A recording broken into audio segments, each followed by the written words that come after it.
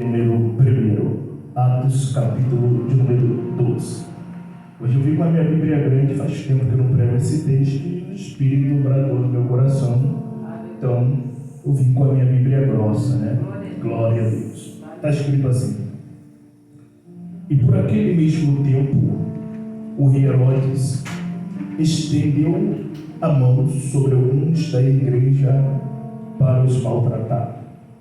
Matou a espada Tiago, o irmão de João. E vendo que isto agradara aos judeus, continuou, mandando prender também a Pedro. E era dia de Aspa. E havendo prendido, o encerrou no cárcere. E entregando a 4 quaternas de soldados para que o guardasse. Querendo apresentá-lo depois da Páscoa. Pedro, pois, era guardado no cárcere, mas a igreja fazia contínua oração por ele a Deus. E quando Herodes estava para fazer comparecer, nesta mesma noite, Pedro estava dormindo entre 2 soldados, ligado com 2 cadeias, e os guardas diante da porta guardavam o cárcere. Versículo 7. E eis que sobreveio o anjo do Senhor, e resplandeceu uma luz no cárcere, e tocando a Pedro no lado, o despertou, dizendo: Levanta-te depressa. E caíram-lhes da mão as cadeias. E caíram-lhe das mãos o quê? Cadeias. Pode ser melhor. E caíram-lhe das mãos as cadeias. Amém. E disse-lhe o anjo: Cinge-te e ata tuas sandálias. E ele assim o fez e disse mais: Lança as costas a tua capa e segue-me. E saindo seguiu, e não sabia que era real o que estava sendo feito pelo anjo, mas cuidava que via uma visão. E quando passaram a primeira e a segunda guarda, chegaram à porta de ferro que dá-lhe para a cidade, o qual se abriu por si mesma. E tendo saído,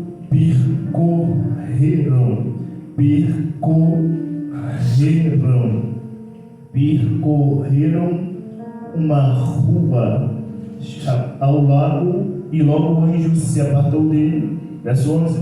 E Pedro, tomando a si, disse: Agora sei verdadeiramente que o Senhor enviou seu anjo e me livrou da mão de Herodes e de tudo que o povo judeu esperava. E considerando ele nisto, foi à casa de Maria, mãe de João, que tinha sobrenome Marcos, onde muitos estavam reunidos e oravam. E batendo Pedro à porta do pátio, uma menina chamada Rude a escutar. E conhecendo a voz de Pedro, e de tanta alegria, não abriu a porta, mas correndo para dentro, anunciou: Pedro está à porta. Amém? Se assenta, glorificando, exaltando o nome do nosso Senhor Jesus Cristo.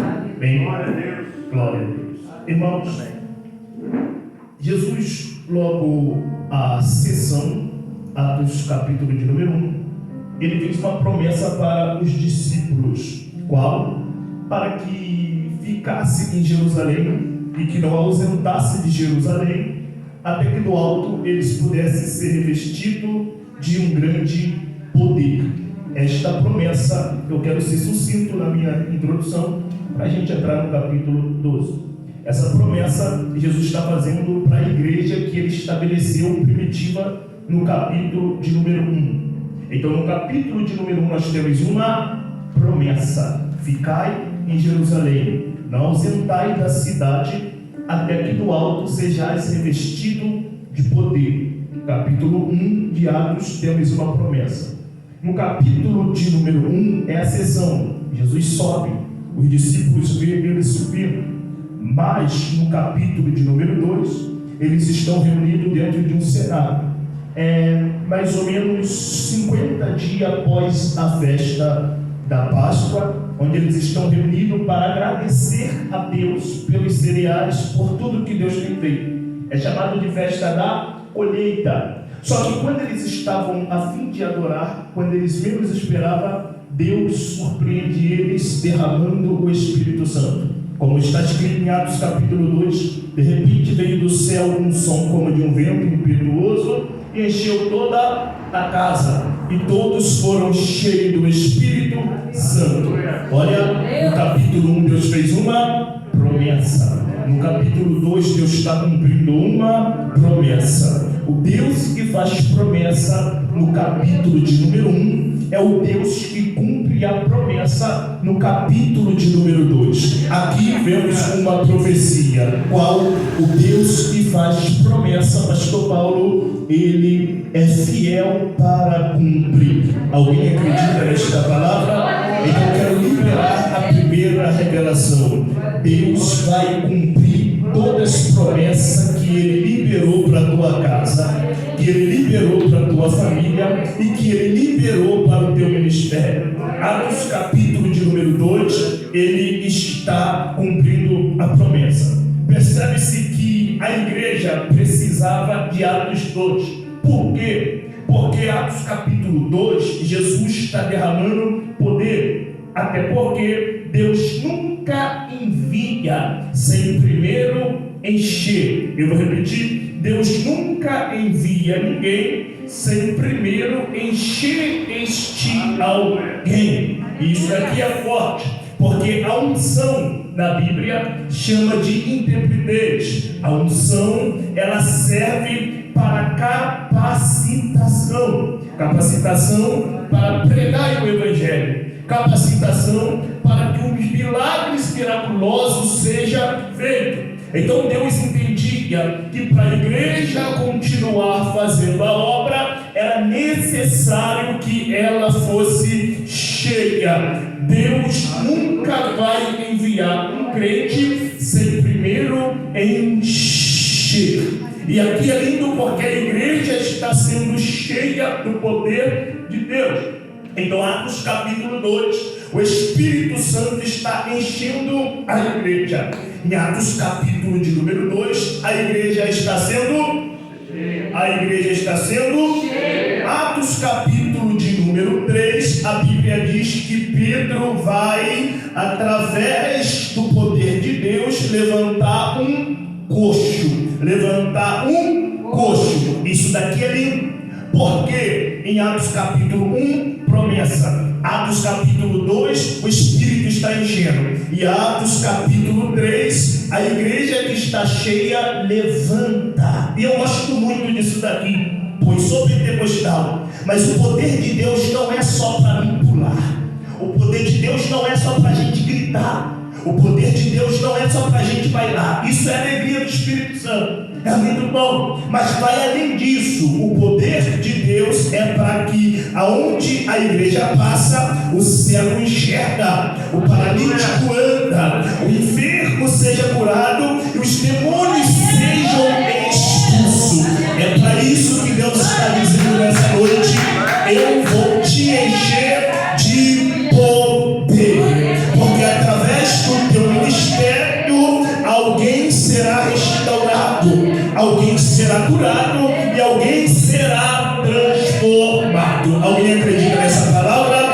Deus vai te encher de poder. Até porque a unção é que faz a diferença. Até porque é o poder de Deus que faz a diferença. A igreja recebe poder. Só que a igreja recebe poder e a unção que a igreja recebe faz a igreja se destacar. A igreja começou a crescer através do poder de Deus. Então a igreja está crescendo, mas com o crescimento da igreja também apareceu a perseguição. A primeira pregação de Pedro em Atos capítulo 2 tinha 120 pessoas dentro do cenáculo. Pedro vai pregar, e pós Pedro pregar, o resultado de convertido foram 3.000 almas. Isso daqui é lindo, porque a palavra está gerando resultado. Pós a conversão de 3.000 crentes, em Atos capítulo 3, Pedro vai curar o coxo. Lembra do texto? Não tenho prata e não tenho ouro, mas aquilo que eu tenho, eu vos dou. Levanta e anda. após o milagre do coxo andando, a Bíblia diz que agora o número de almas são 5.000 almas. Irmãos, 5.000 almas, profeta. 5.000 almas se renderam a Deus. Enquanto a igreja está feliz, enquanto os irmãos estão felizes, Satanás ficou endiabrado lá no inferno. Por quê? Porque enquanto a igreja está crescendo, o inferno está incomodado com o crescimento. E é aí que começou a perseguição.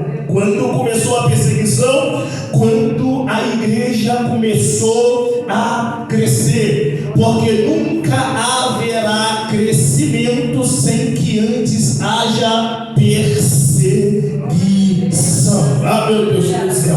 A igreja primitiva, ela está crescendo. Só que Jesus queria que o evangelho não ficasse só naquele lugar. Então a perseguição Herodes se levantou por causa do evangelho. E essa perseguição até parece que vai matar. Mas percebe-se comigo, note que é através da perseguição que os crentes começaram a espalhar. Enquanto os crentes começam a espalhar, o evangelho começou a ser espalhado pelos 4 cantos da terra. Ou seja, Deus permitiu a perseguição para matar? Não, mas é através da perseguição que Deus vai fazer que o evangelho seja pregado pelos 4 cantos do mundo. Ou seja, sabe o que Deus está dizendo? Existem perseguições que não é para nos matar. Existem perseguições que a gente pensa que é para nos destruir. Só que todas as vezes que Deus quer fazer um povo crescer, Ele permite a perseguição.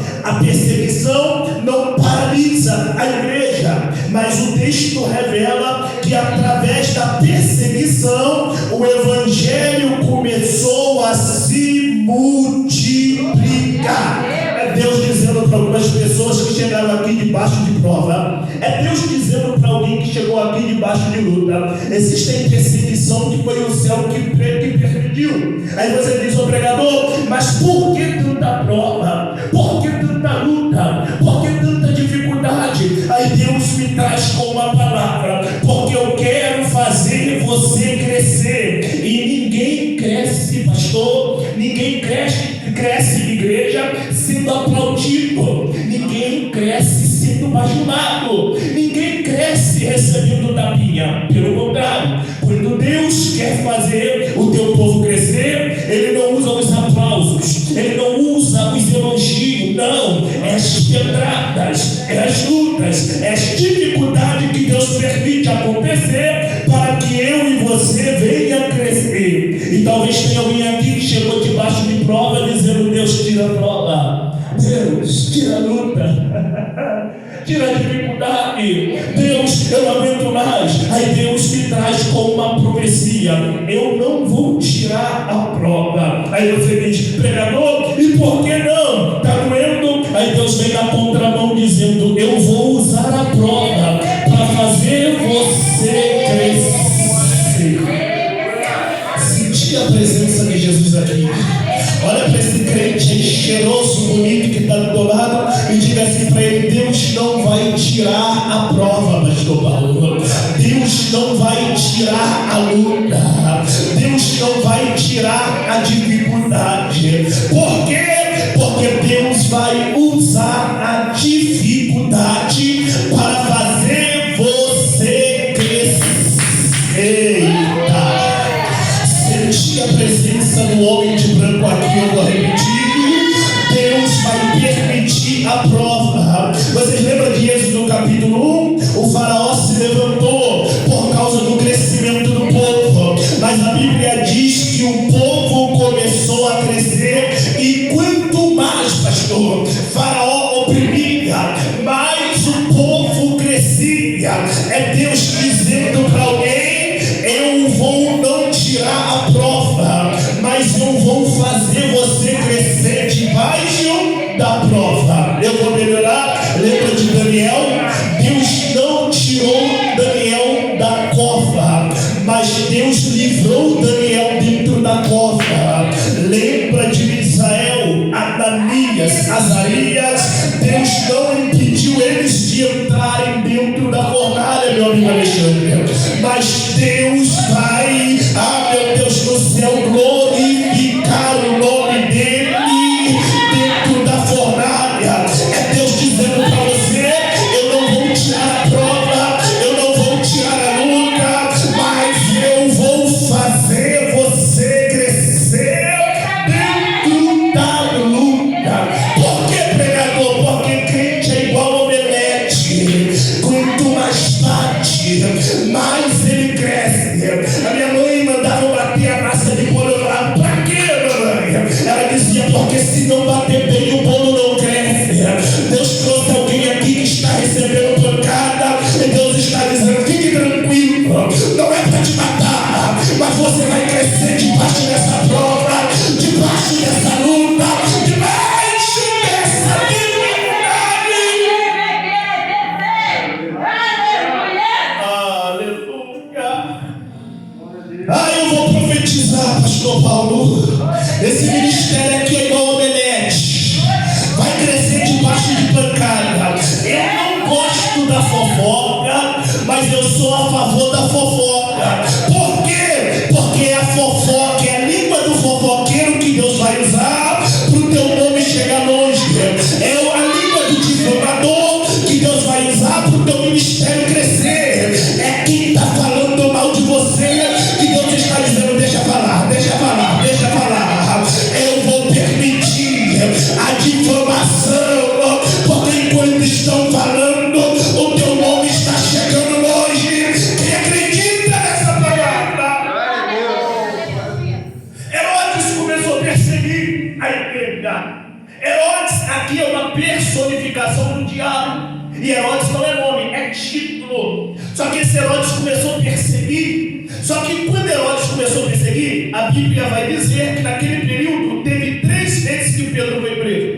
A primeira vez Pedro foi preso porque pregou. Alguém disse: para de pregar. Bateram neles e disseram: para de pregar. Só que eles eram crente ousado. Os crentes de hoje são meio Nutella, qualquer coisinha que larga Jesus. Mas eles não, eles disseram: como paramos de pregar aquilo que os nossos olhos estão vendo? E vou dizer mais: eles se alegraram por apanhar pelo nome do Senhor. Meu Deus do céu, Pedro foi preso mais uma vez.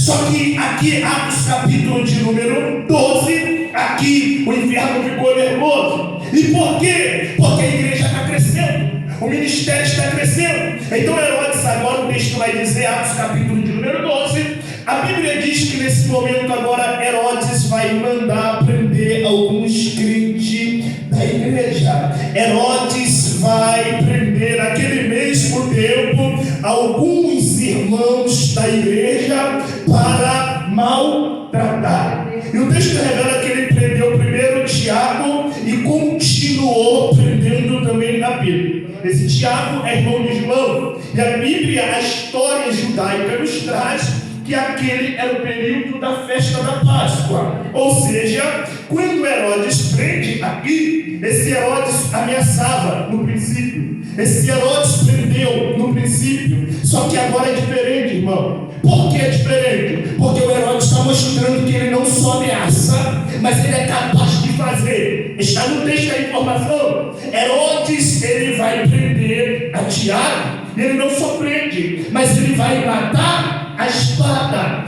transpassou a espada. E o texto continua dizendo que ele não para por aí, mas ele também vai colocar as mãos sobre Pedro. Sobre Pedro. E quando ele coloca a mão sobre Pedro, agora ele prende. Só que a igreja, quando percebe que Pedro, o pastor da igreja, está preso, o texto vai dizer que então a igreja ela vai fazer contínua oração. Só que interessante é, quando Herodes prende Tiago, na nossa mentalidade, quando o texto diz que a igreja ora, quando Pedro é preso, dá a entender que a igreja não orou quando Tiago foi preso. Mas não é isso. Quando Tiago foi preso, a igreja até ora. Só que tem porém, a igreja ora, só que Deus permite Tiago morrer. Isso não significa que Deus não tem poder. Mas vai ter hora que nós vamos orar e Deus não vai abrir a porta, né? Vai ter hora que nós vamos orar e Deus cura e que Deus não vai curar. Vai ter hora que nós vamos orar pedindo para Deus fazer um milagre e Deus não vai fazer. Só que quando o texto diz que Tiago morreu e Pedro está preso,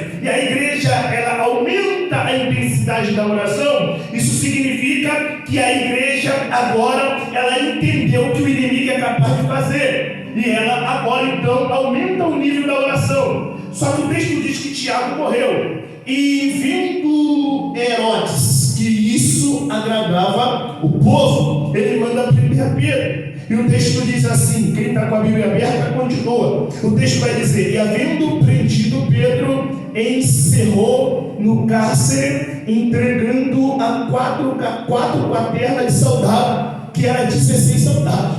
Percebe-se que é o versículo 4, que ele prende Pedro, mas não só prende Pedro, ele deixa Pedro preso a uma legião de soldados, 16 soldados. Gente, é só um pescador, é só um pastor, é só um homem. E por que o inferno está investindo tanto contra esse homem? Eu disse: Deus, é só um pastor. Deus, é só um pescador. Aí Deus disse: não. Percebe-se que o texto traz a menção. Primeira pregação desse homem, 120 almas. Segunda pregação desse homem, 3.000 almas. Terceira pregação desse homem, 5.000 almas. Satanás entendeu, ele não é só um, mas ele é uma ameaça para o inferno. E quanto mais você tiver de Deus na vida, maior será o nível de investida. Por quê? Porque o nível de perseguição revela o nível de intimidade que você tem com Deus. Crente que não tem prova é crente que não tem intimidade com Deus. Quanto mais cheio de Deus, maior será o nível do levante. Quanto mais cheio de Deus, maior será o nível da investida. Então Satanás está olhando para você. Satanás está olhando para você e está dizendo: eu preciso para ela, é mulher de Deus. Eu preciso para ele, é homem de Deus. Eu preciso para ela, é mulher de oração. Tem homem de oração aí? O nível da perseguição que o inferno levanta contra mim revela a impressão que eu causo no reino espiritual. E com todo respeito, tem crente que o diabo diz: eu preciso para ele. Mas existem alguns crentes que Satanás diz: não vale nem a pena para ele, porque não ora, não tem vida, não tem santidade, não busca.